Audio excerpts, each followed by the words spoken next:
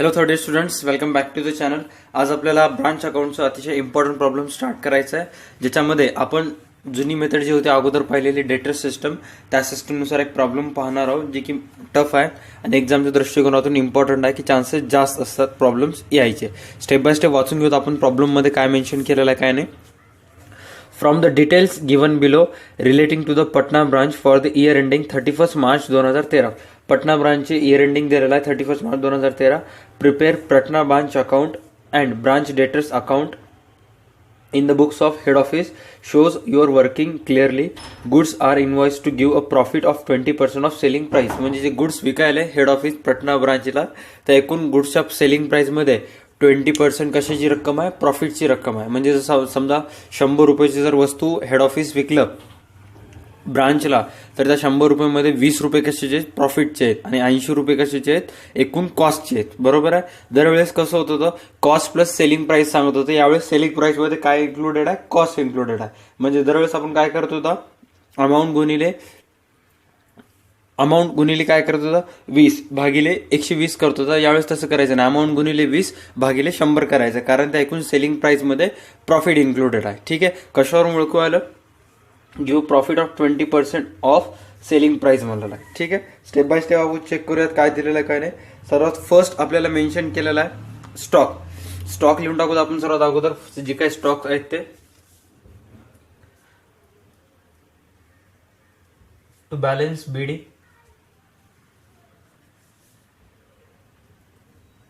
Stock 15,000, debtors 6,000, debtors किती हजार दिलेला आहे, 6. त्यानंतर फर्निचर किती दिलेला आहे, 3.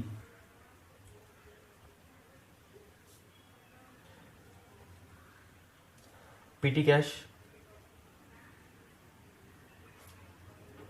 600 आणि इन्शुरन्स प्रीपेड 150.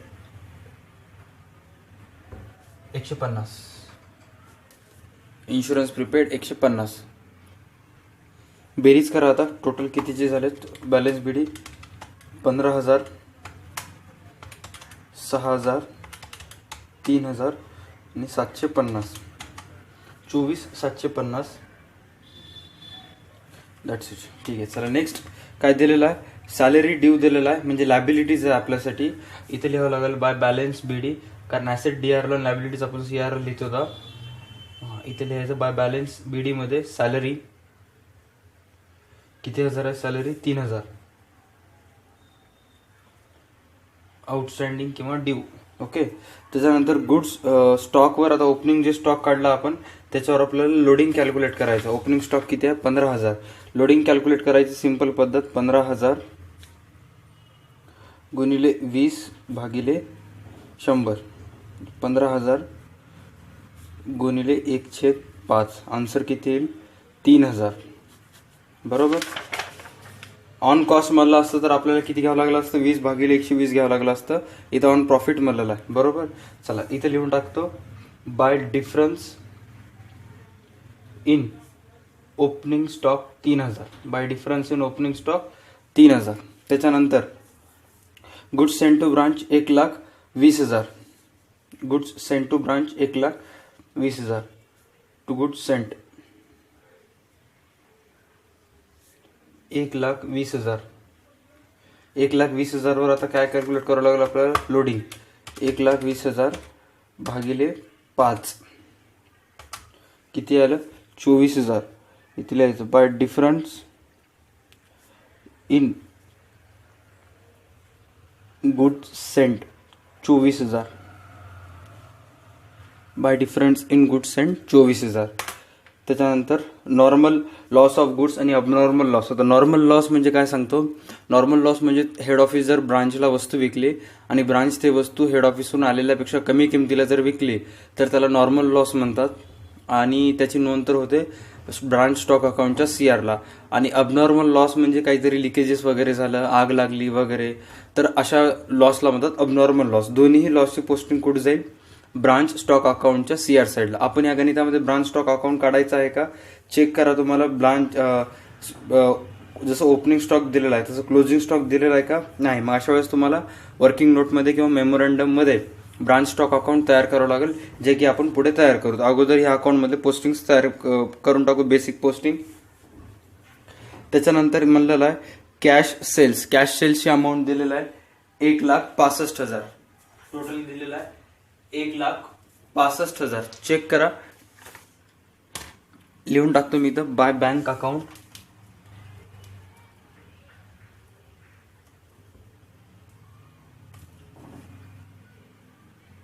Cash sales 1,65,000. त्याच्यानंतर टोटल सेल्स किती आहे 2,10,000. आता सिंपल आहे रूल, सूत्र अगोदर पण सांगितलं होतं. Total sales is equal to cash sales plus credit cells.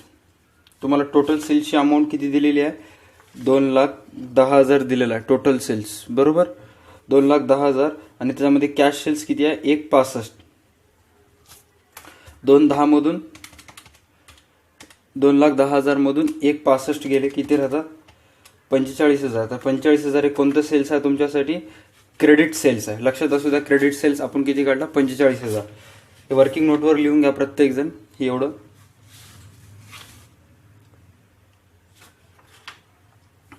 त्याच्यानंतर नेक्स्ट आहे कॅश रिसिव्ड फ्रॉम डेटर्स. आता डेटर्स कडून पैसे आले म्हणजे नोंद इथं होणारच, बरोबर. Cash received from debtors, cash collection 48,000. त्याच्यानंतर goods return by branch to head office. आता ब्रांच काय करायली हेड ऑफिसला वस्तू पाठवत द्यायली. त्यामुळे ब्रांच हेड ऑफिस जेव्हा पाठवून दिली होती तेव्हा डीआरला, ब्रांच जेव्हा पाठवून दिली तेव्हा सीआरला. By goods return by branch, goods return by branch 1,500 रुपये. 1,500. आता 1,500 वर तुम्हाला काय कॅल्क्युलेट करायचं आहे लोडिंगवर किती येईल 1,500 वर इझी आहे. 1,500 भागिले 5 300 to loading goods difference on किंवा लोडिंग एकच आहे. Loading on goods return 300. Loading on goods return 300. त्याच्यानंतर goods return by debtors to branch. आता डेटर्स टू ब्रांचला रिटर्न केले म्हणजे याची रोज कुठे जाईल ब्रांच स्टॉकच्या डीआरला आणि डेटर्सच्या सीआरला. आता स्टेप बाय स्टेप आपण चेक करू नंतर. नंतर काय दिलेलं आहे cash send to branch for. आता ब्रांच काय करायले हेड ऑफिस काय करायला ब्रांचला पैसे पाठवायले. कशासाठी पैसे पाठवायले स्टेप बाय स्टेप लिहून टाकूत आपण. By branch account by bank account. रेंटचे किती पाठवून दिले 3,600. PT cash 600.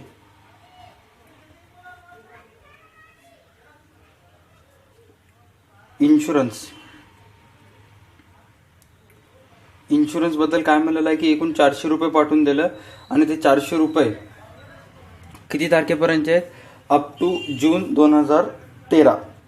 अप टू कितीपर्यंतचे आहेत जून 2013. म्हणजे एकूण आपलं वर्ष किती तारखेला संपायले 31 मार्च 2013ला, बरोबर. आपलं वर्ष संपायले आणि आपण जूनपर्यंत रेंट पेड केला, इन्शुरन्स पेड केला. म्हणजे किती महिन्याचा आपण ॲडव्हान्समध्ये पेड केला एप्रिल 2013, मे 2013 आणि जून 2013. 3 महिन्याचा आपण ॲडव्हान्समध्ये पेड केला. म्हणजे वर्षभरासाठी 400 रुपये, तर 3 महिन्यासाठी किती येईल वर्षभरासाठी 400 रुपये आहेत, तर 3 महिन्यासाठी किती येईल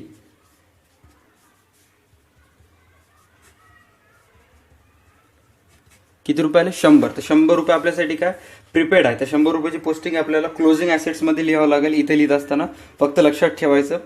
त्याच्यानंतर सॅलरीज पेड केला आपण 10,200. सॅलरी 10,200. टोटल एक्सपेन्सेस पेड केला आपण 14,800. 14,800. त्याच्यानंतर इथं काय म्हणलेलं आहे पेटी एक्सपेन्सेस रिटर्न बाय ब्रांच. आता ब्रांच किती एक्सपेन्सेस खर्च केली त्याच्यावर 500 रुपये. म्हणजे झालं काय की एकूण अगोदर हेड ऑफिस ब्रांच अकाउंटचं ओपनिंग पेटी कॅश किती होतं, 600 होतं. त्याच्यानंतर हेड ऑफिसनं ब्रांचला किती रुपये पाठवून दिले, 600. अगोदरपासून त्यांच्याजवळ 600 होते, पुन्हा यांनी 600 पाठवून दिले, बरोबर. तर 600 पैकी एकूण टोटल 600 पैकी 1200 रुपये पाठवून दिले हेड ऑफिस जवळ. नीट समजून घ्या, हेड ऑफिस जवळ 1200 रुपये गेले. तर 1200 रुपये पैकी हेड ऑफिस काय करायलंय, ड्युरिंग द इयर किंवा during the day accounting close होत असताना 500 रुपये ॲज अ बॅलन्स दाखवायले. म्हणजे त्यांच्याजवळ पीटी कॅश एक्सपेन्सेसमध्ये त्यांच्याजवळ पीटी कॅश एक्सपेन्सेसमध्ये 500 रुपये उरलेत. याचा अर्थ किती रुपये त्यांनी खर्च केलेत, एक्सपेन्सेस त्यांनी 500 रुपये खर्च केलेत. म्हणजे आता क्लोजिंग बॅलन्स दाखवत असताना तुम्हाला पेटी कॅशचे किती रुपये दाखवायचा आहे, 700 रुपये. मग या 500 रुपयाची पोस्टिंग कुठे होईल, ब्रांच एक्सपेन्सेस अकाउंटच्या CR साईडला होईल. आपण पोस्टिंग करू. त्याच्यानंतर सॅलरीज ड्यू ऑन 31/3/2013 नील, म्हणजे जे सॅलरीज पेड करणं बाकी होतं ते एकही रुपये सॅलरीज राहिले नाही. आपण पूर्णच्या पूर्ण सॅलरीज काय करून टाकला, पेड केला. इथं चेक करा, देणं किती बाकी होतं, 10,300. इथे किती रुपये देऊन टाकला, इथे 3,000 रुपये देणं बाकी होता आणि दिला किती, 10,200. म्हणजे 3,000 रुपयामध्ये 10,200 ऑलरेडी गेलेले आहेत. ठीक आहे, म्हणजे त्याचे पोस्टिंग होत नाही. आणि लास्टला तुम्हाला काय दिलेलं आहे, डीईपी ऑन फर्निचर बाय 20%. फर्निचरवर डीईपी कॅल्क्युलेट करायचा आहे 20%. तर सर्वात फर्स्ट आपण स्टार्ट करूयात डीईपी पासूनच, फर्निचरच्या डीईपी पासूनच स्टार्ट करूयात. By balance CD. हां, फर्निचरची ओपनिंग अमाऊंट किती होती, 3,000. 3,000 वर आता डीईपी कॅल्क्युलेट करायचं. तुम्हाला किती डीईपी कॅल्क्युलेट करायचं, 20%.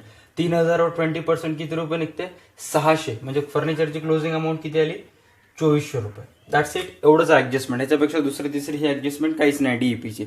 आता आपल्याला क्लोजिंग स्टॉक कॅल्क्युलेट करायचा आहे, क्लोजिंग डेटर्स कॅल्क्युलेट करायचे आणि पेटी cash at the end of year किती येईल ते 3 अमाऊंट आपल्याला कॅल्क्युलेट करायचे आहेत. त्यामुळे प्रत्येकांना रिक्वेस्ट आहे की वर्किंग नोटमध्ये तुम्ही प्रत्येकाने 3 अकाउंट्स काढायचे. कोणते 3 अकाउंट्स, अशा प्रकारे 3 अकाउंट्स तयार करायचे, branch stock account, PT expenses account आणि डेटर्स अकाउंट. आता सर्वात अगोदर स्टेप बाय स्टेप पोस्टिंग पाहून घ्या, मी कसं करतो त्यानंतर तुम्ही करायचं. ठीक आहे. सर्वात पहिले ब्रांच स्टॉक अकाउंटच्या डीआरला यायचं. ब्रांच स्टॉक अकाउंटच्या डीआरला येऊन फर्स्ट पोस्टिंग करून टाकायचं balance BDG. To balance BD 15,000. त्याच्यानंतर किती रुपयाचे गुड्स सेंड केला होता आपण, 1,20,000चे. To goods send. हे अकाउंट काढत असताना तुमचा 100% फोकस पाहिजे. तुम्हाला लक्षात असायला पाहिजे की कोणत्या बॅलन्सची नोंद होते किंवा कोणती नाही. किंवा तुम्ही हे अकाउंट तयार करत असताना सुद्धा अल्टरनेटिव्हली हे पण तयार करू शकता साईड बाय साईड. त्याच्यानंतर 1,20,000 झाले. आपण स्टेप बाय स्टेप चेक करूयात. इन्शुरन्स जात नाही, सॅलरी जात नाही, नॉर्मल लॉस आणि अबनॉर्मल लॉस जाते. किती हजार, 2,000 आणि 3,000. इथे लिहून टाकायचं, नॉर्मल लॉस, अबनॉर्मल लॉस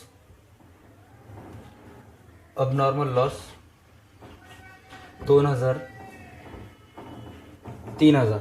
त्याच्यानंतर कॅश सेल्स किती सांगितलेला आहे, 1,65,000. कॅश सेल्स केल्यामुळे काय होते, स्टॉक कमी होते. त्यामुळे लिहून टाकावं लागेल आपल्याला कॅश सेल्स 1,65,000 आणि प्लस क्रेडिट सेल्सची पण नोंद होते इथं, कारण उधारीवर विकला, स्टॉक कमी झाला, 45,000. क्रेडिट सेल्सची दुसरी नोंद कुठं होते, डेटर्स अकाउंटच्या डीआर साईडला, कारण डेटर्सची किंमत देणं वाटते. इथे लिहून टाकतो मी क्रेडिट सेल्स 45,000. 45,000 कसं आलं, टोटल सेल्स दिलेला आहे तुम्हाला 2,10,000. टोटल सेल्स मधून कॅश सेल्स लेस केला तर तुम्हाला क्रेडिट सेल्स भेटते. त्याच्यानंतर नेक्स्ट दिलेला आहे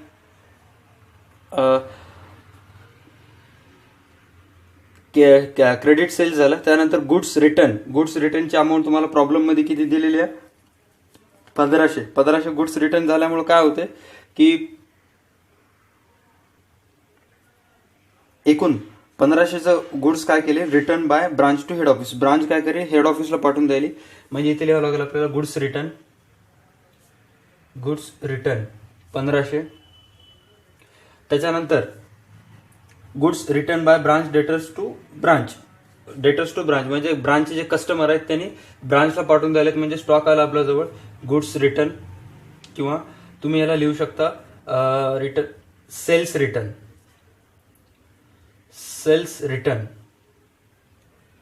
किती रुपये टोटल 600. That's it.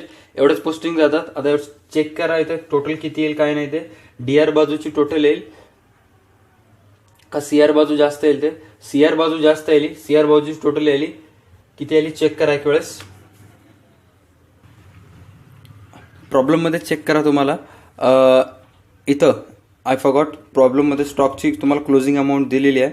किती दिलेली आहे 3000 रुपये दिलेली आहे. इथे लिहून टाकायचं स्टॉक किंवा स्टॉक CD 3000 आणि टोटल CR ची पोस्टिंग येईल 2,19,500 आणि CR मधून जर DR तुम्ही लेस केला 2,19,500 मधून सरप्लस येईल 83,500 टू सरप्लस 83,500 आणि या 3000ची पोस्टिंग लिहून टाकायचं इथं स्टॉकमध्ये. 3000 रुपयाची पोस्टिंग लिहून टाकायचं इथं stock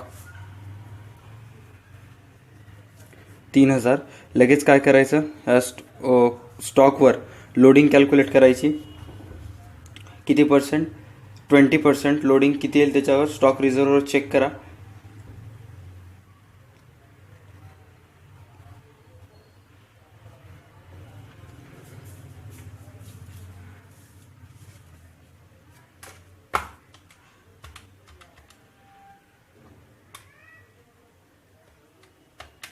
₹600 loading on closing stock किती रुपये आले ₹600. That's it. हां आता चेक करूयात आपण. स्टॉक अकाउंट झालं आपलं. आता डेटर्स अकाउंट कॅल्क्युलेट करायचं आपल्याला कारण डेटर्सची आपल्याला क्लोजिंग बॅलन्स दिलं नाही जे की आपल्याला कॅल्क्युलेट करायची आहे. ठीक आहे व्यवस्थित चेक करा. सर्वात फर्स्ट चेक करा डेटर्सच्या ओपनिंगला काय लिहिता तुम्ही. डेटर्सची बॅलन्स BD लिहिता. बॅलन्स BD किती हजार आहे 6,000.